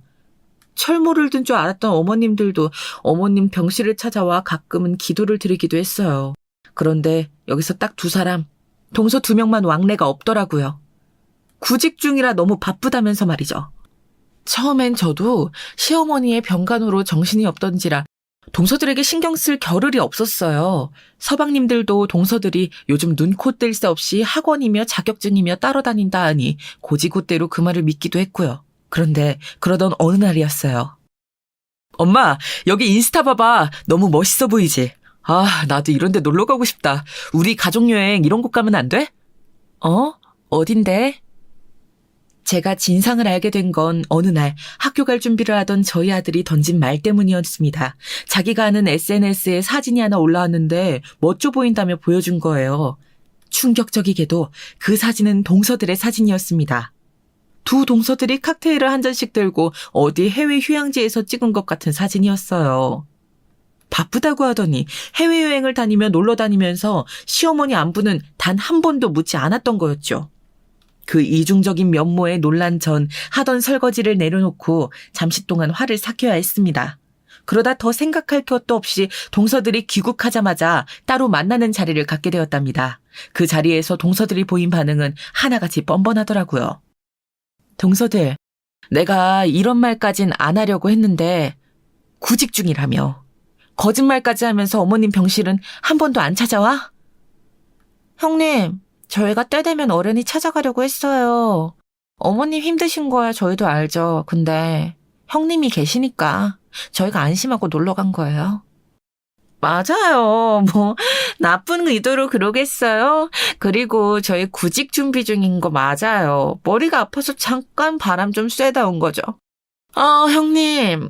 한 가지만 더 말씀드리면 앞으로는 이런 일로 부르지 말아주세요. 저희도 바쁜 사람들이에요. 형님이야 어렵지 않은 가게 일이니 마음 편하시겠지만 저희는 조금 더 높은 목표를 갖고 사는 사람들이라서 형님이랑은 다르다고요. 거기다 이어진 말은 저를 더 분노케 했는데요. 갑자기 저희 친정이 농사짓는 집안이라는 사실을 들먹이며 자신들을 혹시 질투하는 게 아니냐고 그러더군요. 저는 여행 다닐 여유도 형편도 안 되는데 자기들은 편히 놀고 먹고 사는 것 같으니 그래서 그런 거 아니냐고요. 동서들, 말이 되는 소리를 해. 내가 왜 그런 걸로 동서들을 질투해? 망상이 너무 심한 거 아니야? 나는 지금 동서들이 거짓말하고 병문안 오지 않은 걸 혼내는 거야. 아, 형님. 그냥 마음 편하게 인정하세요. 형님 친정 농사 짓는 곳이라고 들었어요. 여유 없이 오셔서 시댁살이까지 하셨다면서요. 그러니 이렇게 사는 저희가 얼마나 부럽겠어요? 우리 형님 거짓말 못하시네. 표정이 그대로 드러나는데 저희 다 이해해요. 그러니까 말이야. 귀여우신 구석이 있으시네요, 우리 큰형님. 동서들의 경거망동한 행동에 그날은 급기야 앞에 있는 물잔으로 움켜쥐어 얼굴에 뿌릴 뻔했답니다. 장난으로 한 말이라면서 마무리 지으려는데 장난은 듣는 사람도 기분이 좋아야 장난인 거잖아요? 그날 동서들은 정말 악의가 가득한 사람들이라 느껴졌고 전 더 이상 상대할 가치도 못 느꼈답니다. 대신 아주 다행스러운 소식이 하나 생겼는데 어머님께서 조금 더 호전을 하시게 된 거였습니다. 처음 암을 선고받았을 땐 여러 군데 전이가 되어 의사 선생님의 말씀에도 마지막을 준비하시는 게 좋을 것 같다는 느낌이 있었는데요. 이제는 어머니께서 말씀하시는 것도 한결 더 편해지시면서 이대로만 지속된다면 건강이 훨씬 나아질 것 같다는 희망이 생기더라고요. 그런데 그 모든 기대가 무너진 건 정말이지 한순간이었습니다. 신이 가혹하다는 생각을 전 이때 처음으로 절절하게 느끼게 되었는데요. 어느 날 갑자기 어머님께서 숨이 가빠지시고 혈압이 떨어지시더니 그대로 그날 밤을 견디지 못하고 숨이 끊어지신 거였습니다. 너무 갑작스럽게 돌아가신지라 저는 시어머니의 장례식에서도 현실을 받아들일 경황도 없었습니다. 종종 이런 경우가 있긴 합니다만으로 시작되는 의사들의 말도 그땐 들리지 않았지요. 모든 게 컴컴했어요. 시어머니의 죽음으로 시아버지는 물론이고 모두가 비통함에 잠기었죠. 눈물 한 방울 보이지 않던 남편도 많이 힘들어했답니다. 허나 여기서 끝나지 않았습니다. 어머니께서 그렇게 숨이 끊어지신 지 얼마 되지 않아 아버님께서도 어머니를 잃은 충격이 크신 탓에 길거리에 나갔다가 그만 교통사고를 당하시고 말았습니다. 시어머니를 잃은 충격도 잠시 아버님을 당장 옆에서 간호할 사람이 필요했어요. 그런데 당장 저와 남편은 가게 일도 있고 하니 현실적으로 힘들었지요. 제가 가끔 아버님을 돌본다 하더라도 간병하실 분이 필요해 사람을 구해야 했습니다. 형제들끼리 돈을 모아 일을 충당하기로 했고요. 하지만 여기에 불만을 제기한 건 두 동서들이었습니다. 요즘 우리 그 일 사업이 안 돼서 가뜩이나 생활비가 빠듯한데 차라리 아주버님이 가게를 맡으시고 형님이 전적으로 옆에 있으시는 게 낫지 않겠어요? 맞아요. 병원비 한두 푼도 아니고 그게 훨씬 더 비용도 절약되고 아버님께도 좋을 것 같은데요? 내가 그럴 수 있다면야 그랬겠지. 근데 우리 남편과 직원 한 사람으론 가게가 안 돌아가. 거기다 우리는 아이까지 있으니 직원을 구할 수 있는 여유는 안 되고 도와주실 분을 구해야 해. 동서들은 제게 간병을 미루려 하더라고요. 혹여나 시아버지의 병간호가 자기들한테 넘어올까 조마조마한 눈치였어요. 왜냐하면 두 동서들은 결국 회사에 취업을 하지 않고 전업주부로 사는 길을 선택했거든요. 첫째 동서는 자신이 회사에 합격은 했지만 임신을 하는 바람에 그럴 수 없다고 했고, 둘째 동서는 무슨 이유에서인지는 모르겠지만 계속 불합격 통보를 받은 것 같았습니다. 서방님들이 허락한 일이었기에 그 부분은 저와 상관이 없었지만 병간호를 저쪽으로 미루는 건 황당하더라고요. 여기서 가게와 가정을 돌보며 유일하게 생계 돈벌이를 하는 사람은 저뿐이었는데 말이지요. 시아버지는 퇴원하시고 나서도 집에서 한동안 누워 계셔야 했는데 동서들은 시어머니 때도 그랬지만 시댁에 방문하는 일이 없었습니다. 그런데 그런 동서들이 어느 날부터 바뀌기 시작했어요. 마치 180도 다른 사람처럼 바뀌어서 도대체 무슨 꿍꿍이가 있는 건지 궁금할 지경이었답니다. 다소 한가한 평일 낮에는 제가 가게를 남편에게 맡기고 시아버지를 뵈러 갔는데 그때마다 자기들도 함께 가겠다며 문자가 오더라고요. 아버님은 당뇨가 있으셔서 단 음식을 주의하셔야 하는데 과자며 간식거리들을 잔뜩 사와 해맑게 웃으면서 옆에서 온갖 아양을 떨더군요. 너무 의심스럽고 의문스러웠습니다. 동서들, 웬일이야? 첫째 동선 서방님 사업 돕는다 그러지 않았어? 그래서 바쁘다며 둘째 동서도 그렇고. 아휴, 아버님이 아프신데 어떻게 가만히 두고 보고 있나요? 저희가 와야지요. 가뜩이나 형님 혼자선 힘드실 텐데. 앞으로 저희가 도울게요. 그동안 죄송했어요, 형님. 막내 동서 말이 맞아요. 그간 저희가 너무 신경을 못 썼던 것 같아요. 앞으로는 주말에 저희가 와서 아버님 돌보고 갈게요. 아니 근데 갑자기 왜? 동서들은 자신이 와서 직접 돌보고 가겠다며 세상 가장 상냥한 얼굴로 웃어 보이더군요. 생각해보니 저한테 그렇게 예의 있게 말한 적도 처음인 것 같았어요. 그러면서 앞으로는 평일 낮에 제가 굳이 올 것도 없다고 하더라고요. 형님, 저희가 시어머니 허무하게 보는 게 너무 마음이 걸려서 그래요. 아버님 모시면서 조금이라도 만회하고 싶어요. 허락해 주세요. 눈물을 글썽이며 그 말을 하는데 진심인진 모르겠지만 동서들의 주장은 생각 외로 강했습니다. 하루가 멀다 하고 저를 설득하더군요. 아무쪼록 동서들은 간병인을 쓸 필요도 없이 자신이 시아버지를 돌보겠다고 말했고 특히 둘째 동서가 힘쓰겠다고 하여 저는 그대로 믿고 맡기게 되었어요. 둘째 동서는 제가 의심이라도 할까봐 아버님과 함께 있는 사진이나 차려놓은 저녁상을 사진으로 보내었는데 음식 가짓수나 아버님의 표정을 보면 꽤나 정성을 다하는 듯 했어요. 그때 처음으로 동서들에게 고맙다는 생각이 들었습니다. 그런데 제가 참 순진했더라고요. 어느 날 동서들이 왜 여태껏 이런 행동을 했는지 정확히 그리고 아주 낱낱이 알게 되었어요. 알고 나니 더 기가 차더군요. 제 순진함에 동서들의 악의의 말입니다. 남편이 어느 날 저를 불러 앉혀놓고 의외의 이야기를 해주었는데요. 서방님들과 술을 먹다 얘기하게 되었는데 아버님에게 재개발 예정인 땅이 있다고 착각하고 있다고 하더라고요. 아버지가 아주 옛날에 그런 말을 한 적이 있긴 했어. 근데 내가 알기론 그건 아버지가 형제들한테 다 나누어 주었다고 들었거든? 혹시나 해서 아버지한테 물어보니까 아버지도 그랬다고 하시더라고. 근데 동생들은 안 믿어. 땅이 있는 게 확실하대. 그제야 제 머릿속에서도 퍼즐 조각이 맞춰지는 기분이 들었습니다. 동서들이 그 집을 뺀질나게 드나드는 것도 그 때문인 거예요. 얼마나 불순한 사람들이었는지 새삼 깨닫게 되더군요. 동서들에게 딱히 티를 내진 않았지만 그 뒤론 동서들에게 먼저 잘해주는 일은 없었습니다. 물론 사람이 재산을 탐낼 순 있고 그 욕망이야 당연하죠. 하지만 손바닥 뒤집듯 태도를 바꿔버린 게 너무나 얄밉고 마음에 안 들더라고요. 그러던 어느 날 어쩔 수 없이 동서들과 얼굴을 보아야 하는 날이 오고 말았는데요. 아버님의 환갑잔치 날이었어요. 요즘 누가 환갑을 챙기냐며 그냥 밥이나 한 끼 먹자는 아버님 말에 그렇게 할까 생각 중이었는데 동서들이 먼저 자신들이 준비를 하겠다고 하더군요. 형님, 인생에 한 번밖에 없는 환갑인데 넘어가기 너무 아까워서요. 저희가 정성껏 준비할게요. 맞아요. 큰형님은 하실 거 없어요. 가게 일만 해도 바쁘시니까 저희끼리 알아서 잘할게요.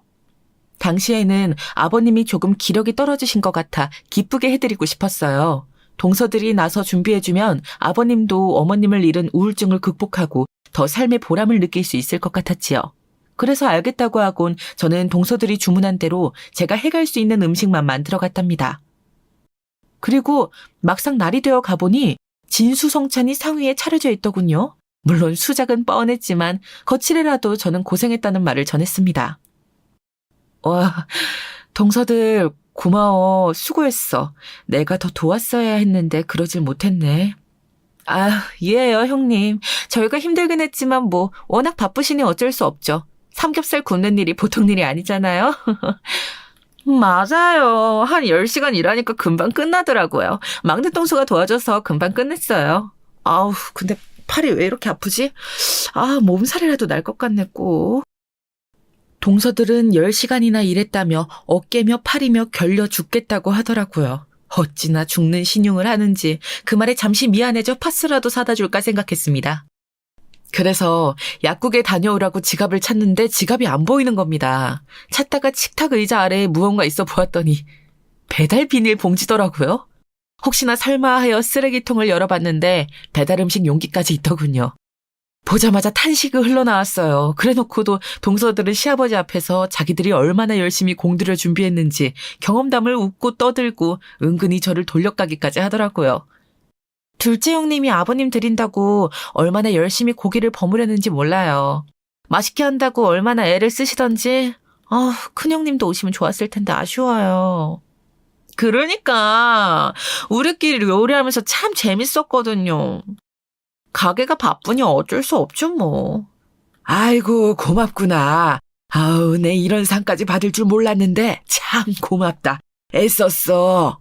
모든 사실을 알고 있었기에 진실을 폭로하고 싶었지만 분위기를 망치지 않기 위해 손가락을 얼마나 꽉 쥐었는지 모르겠어요. 그런데 여기서 그치지 않고 동서들이 망신을 주더라고요. 시아버지께서 너무 고생했다며 용돈이라도 줘야겠다고 주섬주섬 현금을 꺼내셨는데 저까지 챙겨주신 거예요. 그러자 갑자기 두 동서의 표정이 변하더군요. 어머, 형님은 아무것도 안 했는데 꽁돈을 받아가시네요. 세상에. 형님 좋으시겠어요. 그러니까요. 팽팽 놀고도 이 돈 받아가시니 꿀이네요, 꿀. 제주는 곰이 부렸는데 돈은 되놈이 가져간다는 말이 이럴 때 쓰이는 건가 봐요. 이 사람도 도왔다고 들었는데 그게 무슨 말이에요, 재수씨. 너무 그러지 마세요.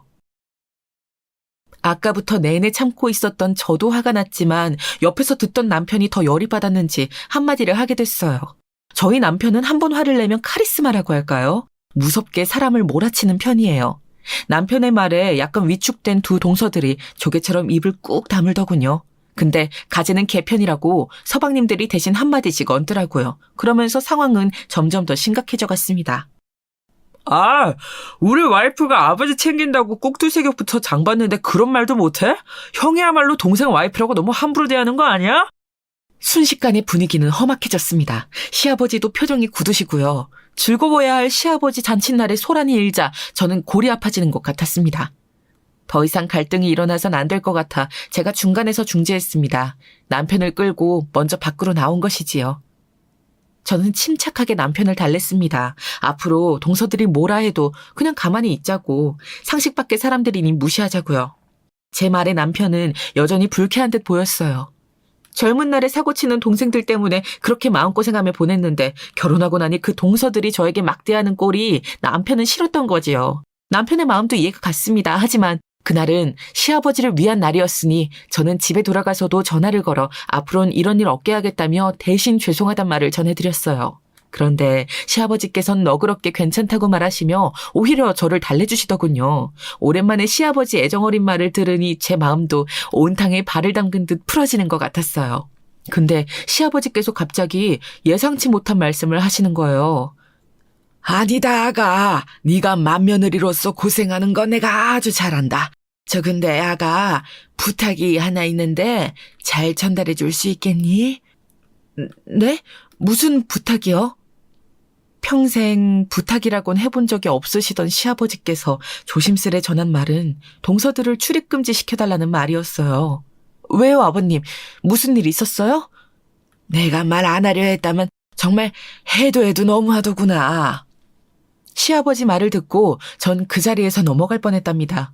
동서들이 시아버지 댁에 들린답시고 방문해선 간호는커녕 TV를 보고 술을 마시며 자기들끼리 수다를 떤다는 것이었어요.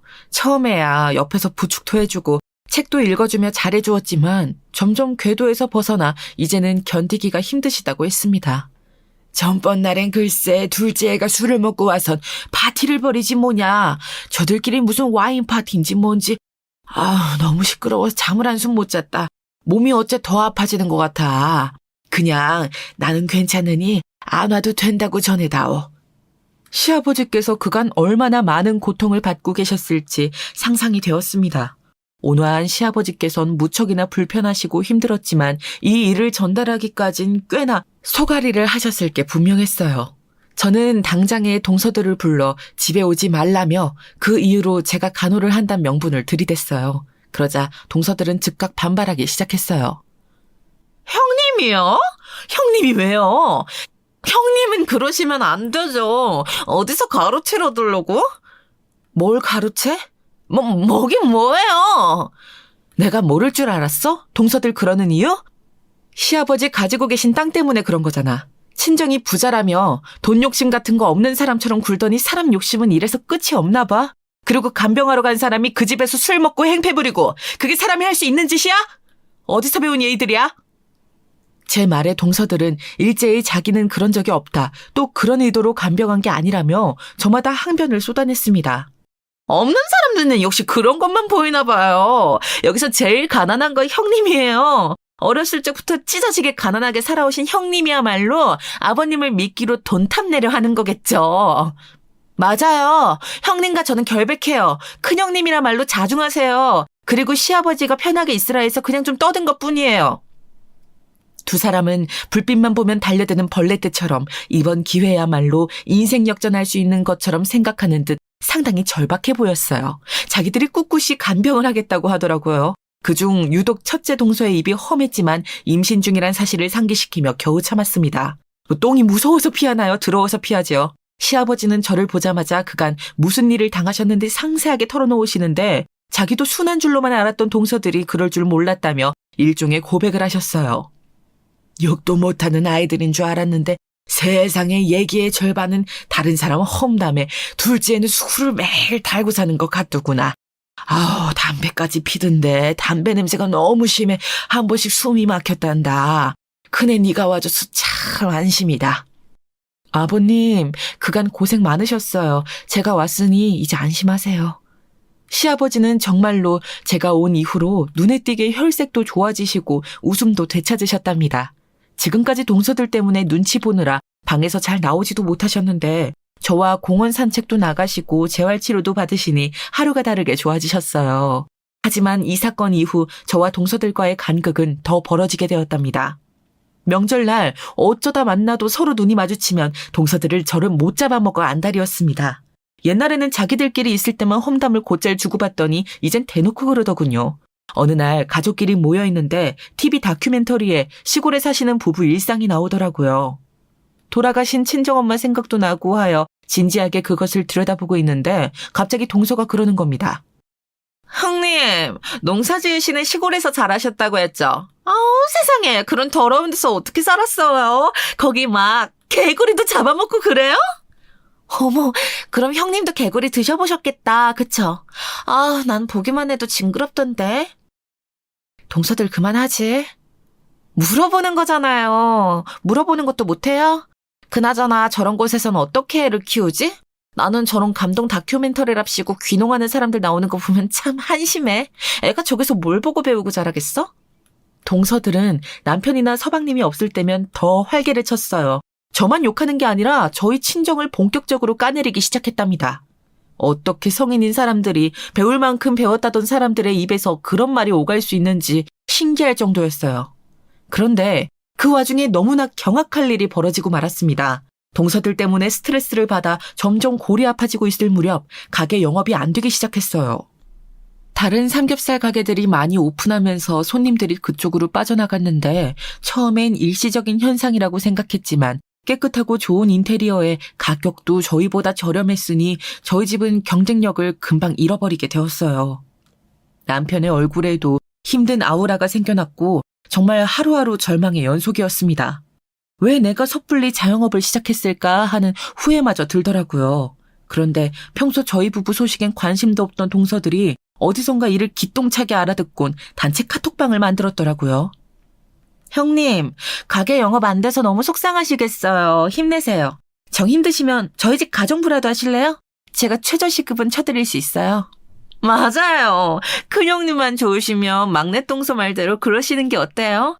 창피할 거 없잖아요. 아이도 키우셔야 하는데. 아이 교육비 요즘 장난 아닌데 도움 받으실 수 있을 때 받으셔야죠. 그 단체 카톡방에서 동서들은 저를 비웃으며 아들까지 들먹거리었고 전 순간 욕이 치마다 올랐습니다.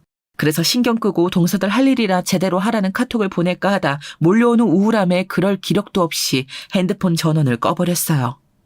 남편도 나름 살 방법을 찾아보겠다고 이리 뛰고 저리 뛰어봤지만 결국 저희 가게는 폐업을 할 수밖에 없었습니다. 오랫동안 운영해왔던 가게였지만 단골을 잃고 나자 더 손해를 보지 않기 위해 가게를 접는 막다른 길을 밖에 없더라고요. 정말 죽을 것 같다. 사는 게 너무 허무해. 내 인생은 왜 그럴까. 그때부터 남편은 술을 마셔댔고 저도 마음이 힘들었답니다. 아이는 크고 있고 어떻게든 생활비는 벌어야 하는데 살아갈 길이 막막했어요. 시아버지 앞에선 티를 내지 않으려고 했는데 제가 워낙에 기력이 없으니 티가 났나 봐요. 걱정하시는 눈치셨어요. 결국 상황은 더 안 좋아져 남편은 서방님네 회사에 들어가 일을 하게 되었고 저도 어디 식당 허드렛 일이라도 하며 생활비를 벌기로 했답니다. 그런데 서방님이 식당에서 일하는 건 힘드니 차라리 자기 사무실 건물에서 청소하시는 분을 구한다고 청소부 일을 하는 건 어떻겠냐고 하시더군요. 말이 청소부이지 사실 거의 하는 일은 없다면서 말이에요. 가족으로서 교류한 적은 별로 없지만 그래도 가족이기에 이런 식으로나마 챙겨주는 것 같아 마음은 고마웠어요. 다만 그 건물이 첫째 동서 친정이 소유하고 있는 건물이라는 걸 알아서 거절하려 했답니다. 그런데 당시 저희 아들이 꼭 배우고 싶은 게 있다며 학원을 다니고 싶다고 하더라고요. 엄마, 나 제발 그 학원 보내주면 안 돼? 내 친구도 거기 다니고 성적 올랐단 말이야. 차마 안 된다고 하기 힘들더군요. 저에게 성적이 떨어졌다며 울먹이는데 부모된 심정으로서 거절할 수가 없었어요. 일주일 후 어쩔 수 없이 저는 급여를 많이 챙겨주는 조건으로 청소부 일을 시작하게 되었습니다. 처음엔 가져가는 돈이 많았기 때문에 하는 일이 없다고 해도 뭐든 열심히 하려 했죠. 어머 형님, 여기 좀 제대로 닦아주세요. 일 대충 할 생각하지 마시고요.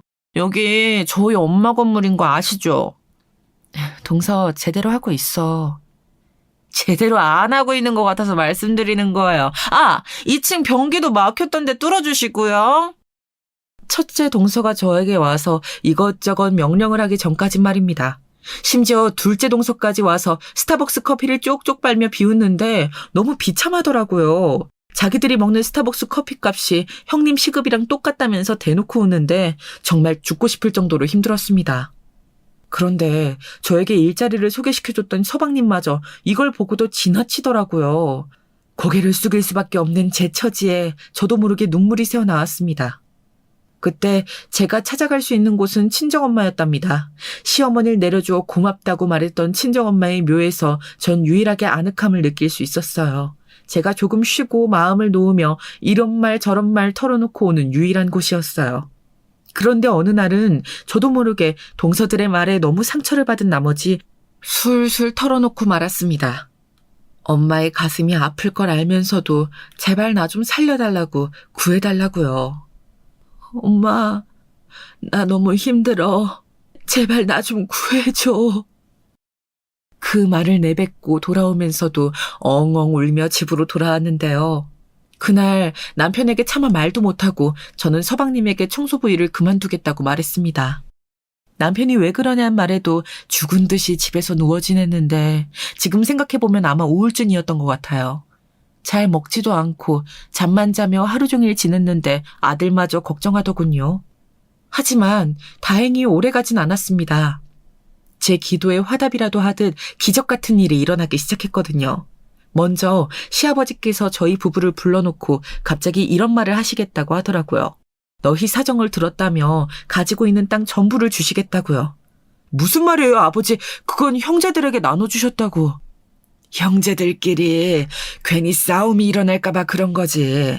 근데 첫째 아가가 당한 일을 내 직접 보니 더 이상은 이 집안의 어른으로서 두고 보질 못하겠구나. 그 땅은 전부 너희에게 주마. 둘째와 셋째는 먹고 살만하니 니들이 가져가는 게 맞다. 들어보니 시아버지께선 제가 동선의 친정엄마 건물에서 청소부 일을 한다는 것도 알고 있었고 동서들에게 어떤 취급을 당했는지도 알고 계셨습니다. 일부러 제가 일하는 건물에 들려 간식을 주러 왔다가 동서들이 저한테 한 짓을 보게 되신 거예요.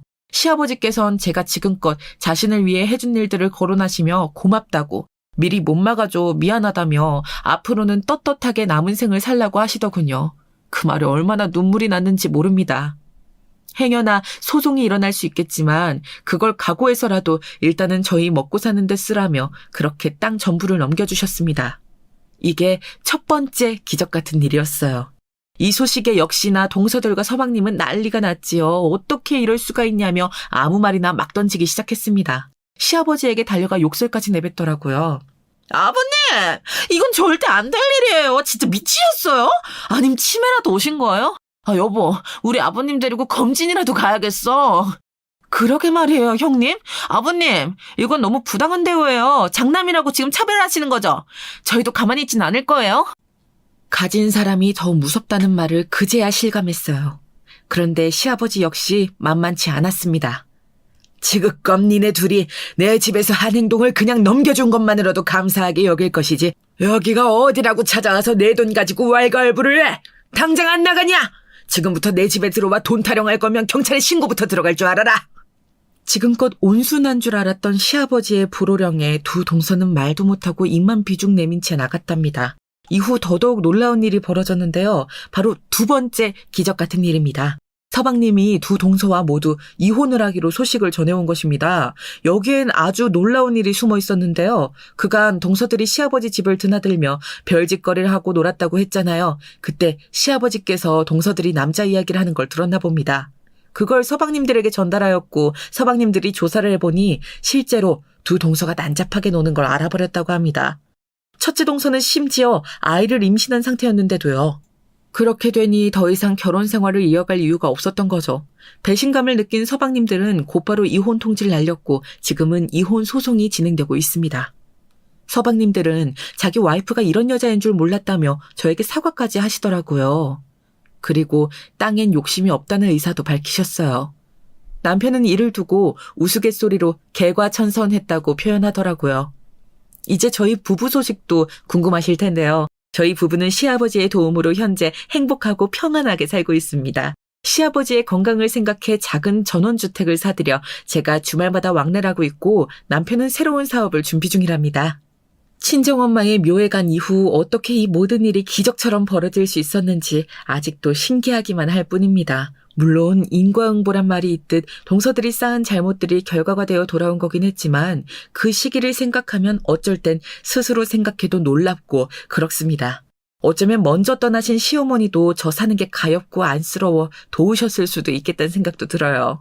살아생전 저희 친정엄마를 만나 뵈었으면 얼마나 좋았을까 하고 말씀하셨는데 두 분이 하늘에서 친구처럼 잘 지내고 있을지도 모르겠어요. 저는 내일 엄마의 묘에 다녀오려 합니다. 다녀오면서 오랜만에 친정아버지도 찾아뵙고 오려고요. 내일 엄마가 좋아하시는 소주 한 잔과 쥐포를 놓고 감사하다는 말씀을 드리고 오겠습니다. 혹시나 희망이 없는 터널을 지나고 계신 여러분들께서도 제 이야기로 조금이나마 빛을 발견하고 가셨다면 더할 나위 없이 좋겠습니다. 감사합니다.